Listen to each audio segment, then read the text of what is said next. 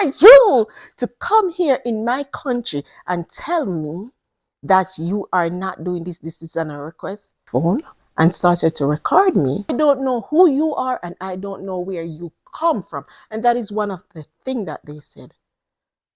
Where you come from or you do not belong. And I was like, oh no, I'm calling the cop. Welcome to another video. If you're just joining my channel, let me introduce myself to you. My name is Rachel. I am a Jamaican girl living in Alberta, Canada. So today I want to share with you my experience encountering racism in Canada. If you are an immigrant in Canada, at some point you may not, but most likely you would have experienced some form of discrimination. And most times it is passive. Yep, Canadian racism is very passive. It's not brawling, as we Jamaican would say. But my experience, brawling. Yep. A lot of people who are working in customer service, being an immigrant, you would have experienced some form of racism, especially if you don't speak like the Canadian do. You do speak English, but you have a different accent. Now, racism is not limited to only Black people or Indian. I've heard from colleagues, and these colleagues are Filipino and Ukrainian, that they too have experienced some form of racism in Canada. So my experience was on the job, and I was working at a hotel in guest services. It was a weekend, and I was there doing my, regular thing at the front desk, and then I noticed a cab pull up, and from that cab came a Caucasian guy, and he was in the cab for a while. I don't know what happened. I don't know if the driver and him were having a argument about something. I don't know, fear. I don't know what happened. But all I know is that he came out of the cab in one shoe. Not a pair, but one single shoe. So I was a bit, you know, on the alert, because being working at the front desk, there is no security. We do have security that patrol the hotel routinely in the night, like every 2-3 hours. But then there were no security, so you have to be on the lookout. If anything, you can press the panic button, call the police, call security, whatever. So he did seem a bit intoxicated. So he came into the hotel and I engaged him. I was like, "Hi, how are you? What room are you staying at?" And he gave me a room number. Later on, I found out it wasn't that same room, but it was close. Maybe he didn't quite remember because he was intoxicated. Anyhow, he went up to his room and I watched it on the camera. And within 15 minutes, he came back down, fully dressed, different suit of clothes, wearing a pair of shoes this time, and he was looking real good. At that time, I had a guest at the front desk. So I was attending to a guest. But then he came and he said to me, "Could you call me a cab?" And I said, "Okay." And then I turned back to him and I said, "What's your name and where to?" Because in the city that I live, there are a lot of homeless people, and most of them are dealing with addiction. And sometimes the cab doesn't like to take them without knowing like name and where they are heading to. So whenever we call cab for someone, they always ask that question. Hence me asking him his name and the location. So the location he told me was at the location that we are currently at. So I turned to him and I said, "Take you to, let's say the location is Uber." So I said to him, "Take you to Uber?" And he's like, "Yeah, I need a cab from here to Uber." And I'm saying, "But you are here." And I was smiling with him all this time. I was dealing with him very well, nice, because this is me. When it comes to customer service, I have that. Like, I have that real good. Me treat people good on a whole. So he said, Yeah, I'm going. And he repeated. And I said, hmm? And he said, call me a effing cab. Yeah, he didn't say effing, but he called the word out. And I said, excuse me? And he said, yeah, get me a effing cab, blah, blah, blah. I said to him, no, no, no. Address me properly and speak to me with respect. And if you don't do that, I won't call the cab for you. And then he said, okay, sorry, just get me a cab, call the cab. So I turned towards the phone to call the cab. And then he started acting up again. Call me an effing cab, blah, blah, blah, blah, blah. And I said, no, no, no, no, no, no. That's it. I am not calling you a cab. Oh my goodness. How dear me. Like, who are you to come here in my country and tell me that you are not doing this? This is an request. The gentleman started cursing and he took out his phone and started to record me and started talking about poor customer service. So at this point, the other guests did. I finished dealing with him, and he walked away like he didn't want to have nothing to do with it. So when he started recording me, I said, "No, this is," and he was there talking about poor customer service. So I walked away and go to the back office, and I left him at the front. So I did. He was out there, I don't know, doing whatever. Shortly, a little boy here, I don't think he's more than 8. He was staying in the hotel. I think it was a hockey team, junior hockey team. And he woke up in the night, like because at this point it was about midnight, after midnight. And he woke up in the night and his father was missing.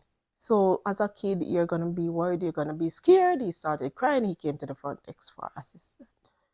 So he found an opportunity to intervene, to just put some blame on me for something. So intervene now and it's like, oh, there's a little boy here, you're not dealing with him. So I went and I asked him what the matter and I was talking to him and whatever. Now he started cursing, oh yeah, there's a little boy, because right then and there was another guest that I was attending to, and I just tell the little boy, hold on, I'm coming. Right? And he started, yeah, there's a little boy. What is he doing down here in the middle of the night? Ray, you're responsible, blah, blah, blah. And he was at it. And I said, could you please keep quiet? I'm dealing with this. And he was going and going. So at that point, I realized that the little boy was scared.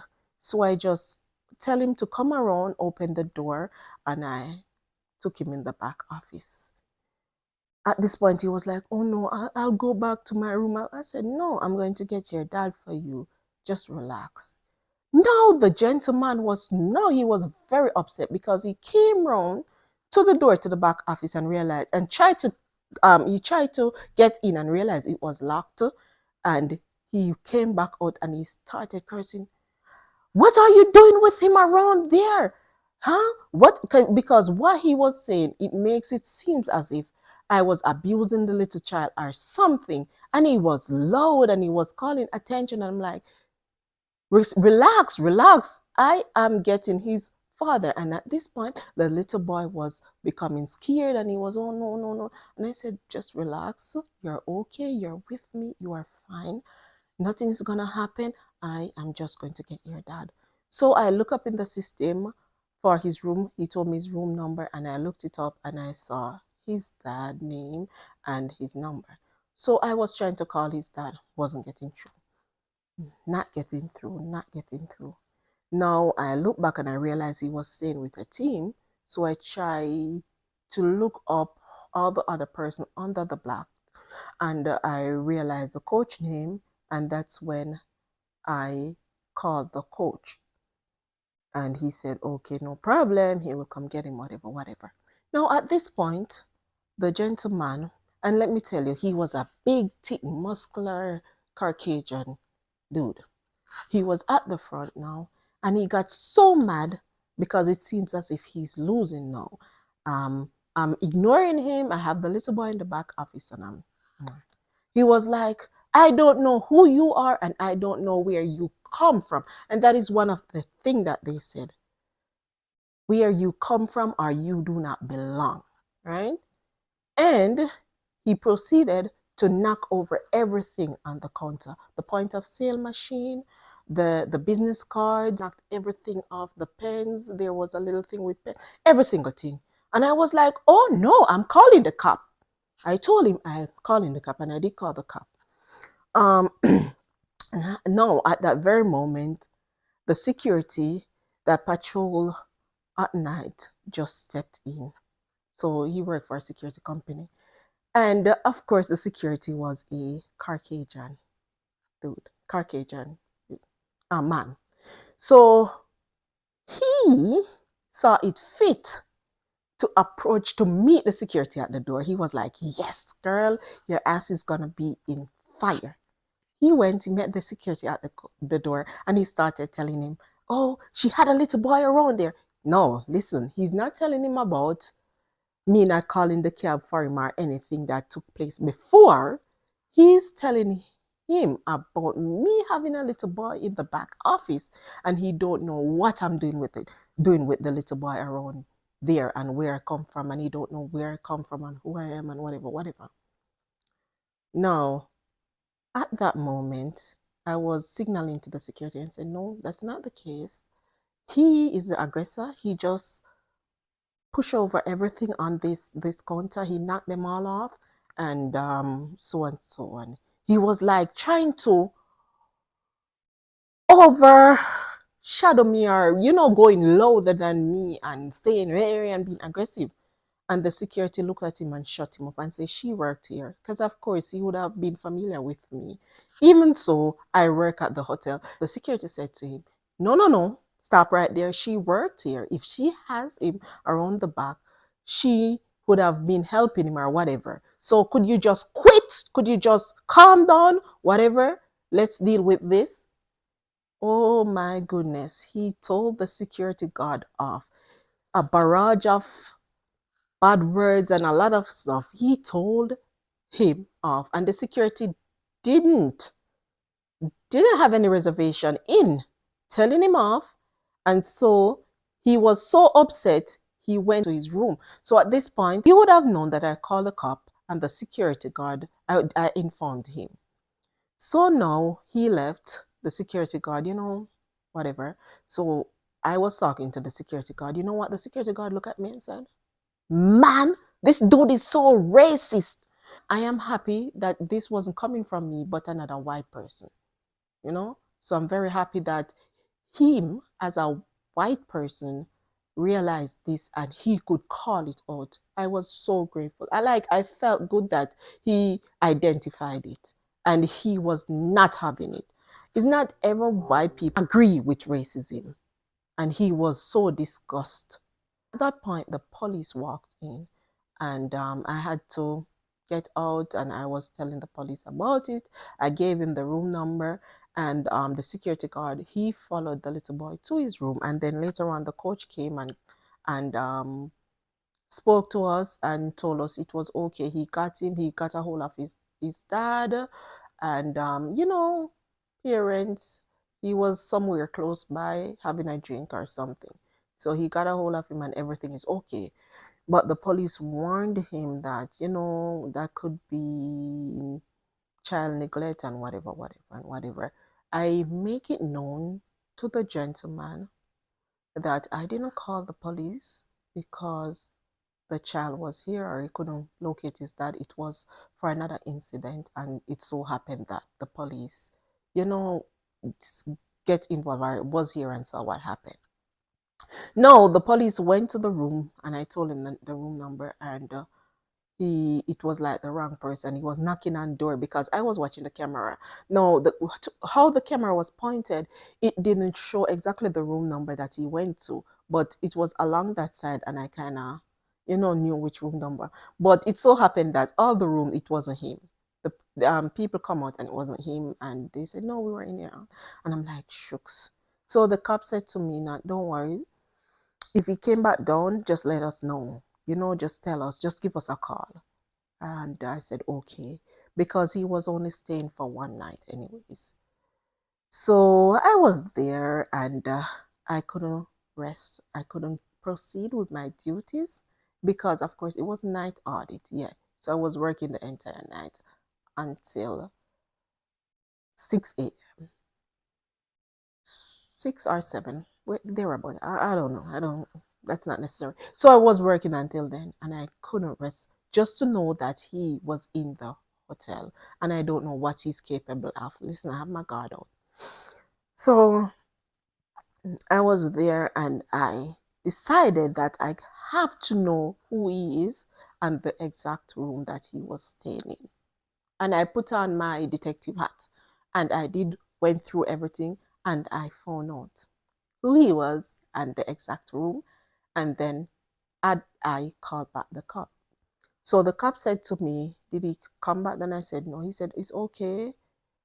Um, I am not going. Let's not come back and knock on the door, wake him up. He's probably sleeping because of course he was intoxicated. Um, but if he give you any more trouble, just call us back because in at this moment I was gonna kick him out of the hotel. There are certain policy and rules that we can adhere to. So we have the right to kick out a guest if they are being disrespectful or they have displayed some form of abusive um, tendency or whatever. And of course he did. He was racist against me, and also he knocked over everything on the counter. He could have damaged it. No, I told them that I wasn't safe having him there because one thing with me, you see, if you're good with me, I'll be good to the end. But I have a little bit of ego there.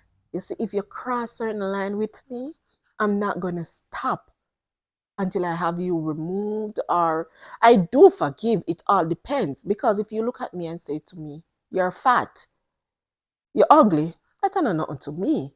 But when you are going to discriminate against me, no, I feel like something has to be done about this.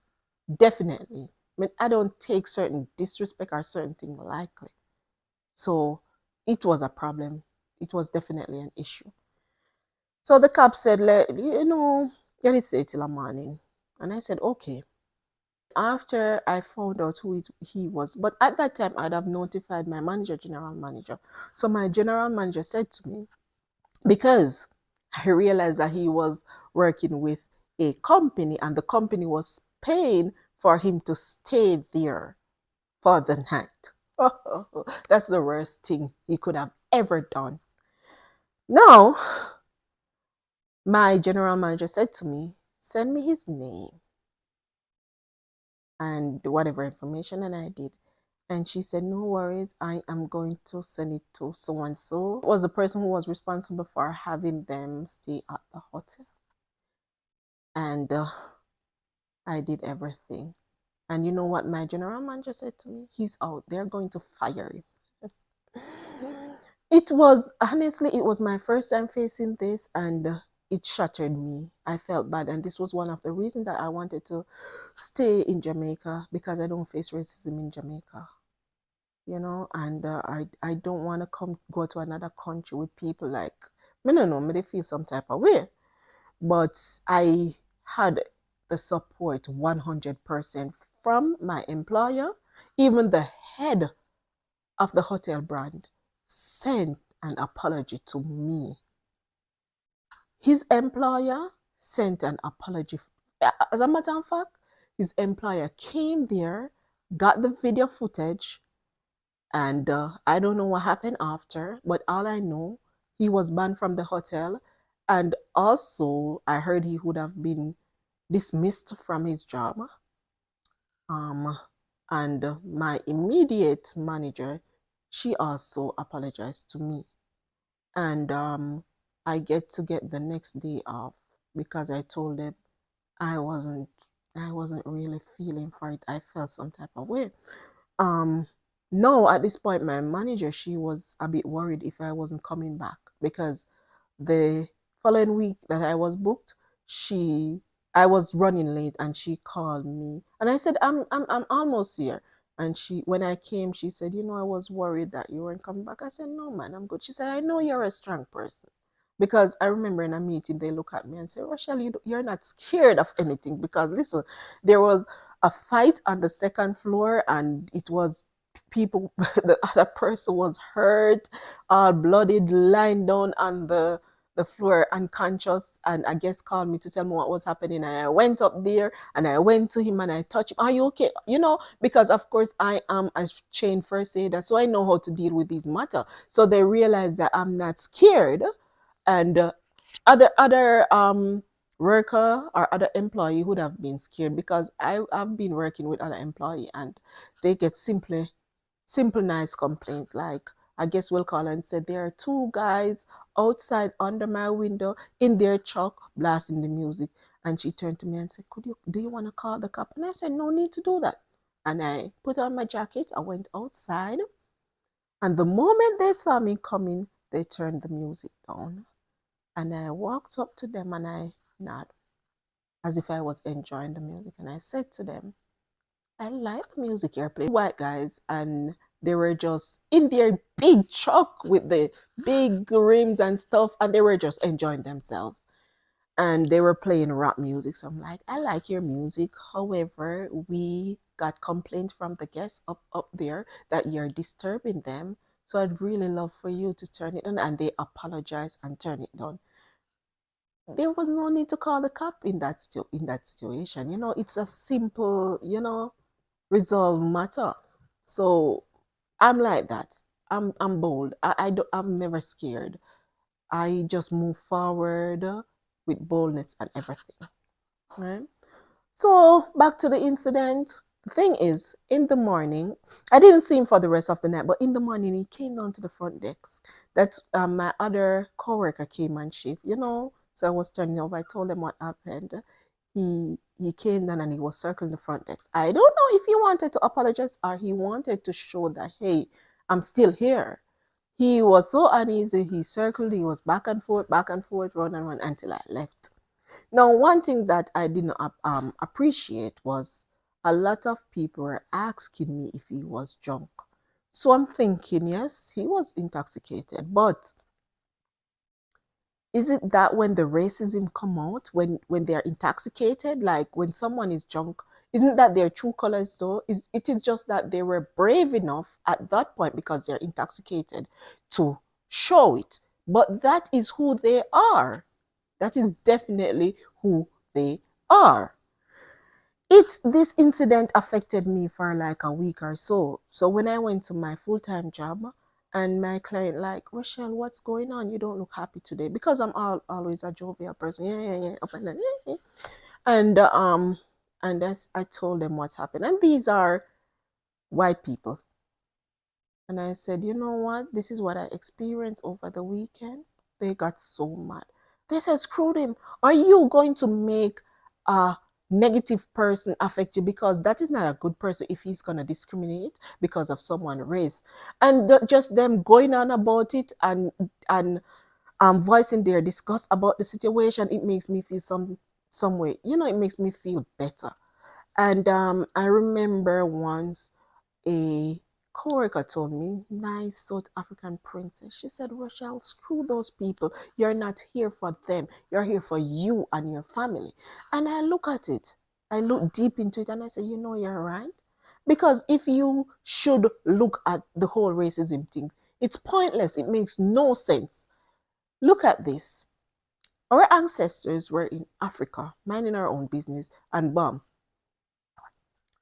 the British came and they went to Africa and they captured people and enslaved them. Yes, they did enslave them because we were never slave in Africa. We were enslaved and brought to the New World. The Americas, America and the Caribbean to work on sugar plantation. They brought us to the Caribbean and America forcefully. We didn't ask, not me, but our ancestors didn't ask to be there. It was by force. When we decide that, all right, now we are in the Caribbean, we are in wherever we are, and we want to migrate to another country, which by the way, the migration is something that is offered. Come to Canada. We need people to work. We need people to live. You can have a good quality of life here, and it is sold to us. And we made that bold decision to move. yet still you're going to have people being racist. You know, and then this is what I find working with a lot of white people is that racism is basically ignorance. And this is what one of my clients told me. He said to me, Rochelle, you're a very good person. And this goes to show that my old man was bitter and he hated people because how I was taught when I was growing up is to be racist. He told me a lot of negative things about black people. And now having you guys here and getting to know you all and see how you work, how you treat people, I realized that it's not about race, but about people. You're gonna find good people in all races. You're gonna find good black people, bad black people, good white people, black white people, good Indian, bad Indian. Every every race, you have good and bad people. And I do understand that based on culture can influence a person and how they behave. I do understand that, right? And it goes to show you that race is not what makes us different. What really makes us different is culture. So I have nothing against black, white, Filipino, Ukrainian, it doesn't matter. Indian, I don't have nothing against people. If I see someone and they're a good person, listen, we good. We good. I embrace you. It's not about your race, it's about you, your heart, who you really are as a person or as an individual. Culture is what makes us different, not race. And it's full time people understand that and not judge people because of the color of their skin. Because if you cut us, we all bleed red. It's one world. And that's what one of my white clients said to me. We are citizens of this world. And if you cut us, we all bleed red. And some of them, of course, they were taught to love because they told us. My parents tell us that we shouldn't be prejudiced against anyone because if you cut us, we all bleed red. And I just want to leave that to you people. Don't turn up your nose and don't discriminate because of the color of one's skin. We are all people. If you cut us, we bleed red. You don't know what your tomorrow will be. So love. We need love in this world. Love one another and treat each other as equal. Thank you so much for tuning in to this video. I hope you have a blessed week, a blessed weekend. Take care until I see you in the next video again. I love you. And listen to me now, man. Subscribe now. Subscribe now. I need you all to subscribe to my channel. Like up the videos. Share. Also, click that post notification bell. So whenever I post a video, you will be notified. I want to grow my channel. People. I have a lot more story to share with you. Come on board with me, man. I help me grow, man. And come stay over here with me. Be a family of my channel. I love you all. Take care. Bless.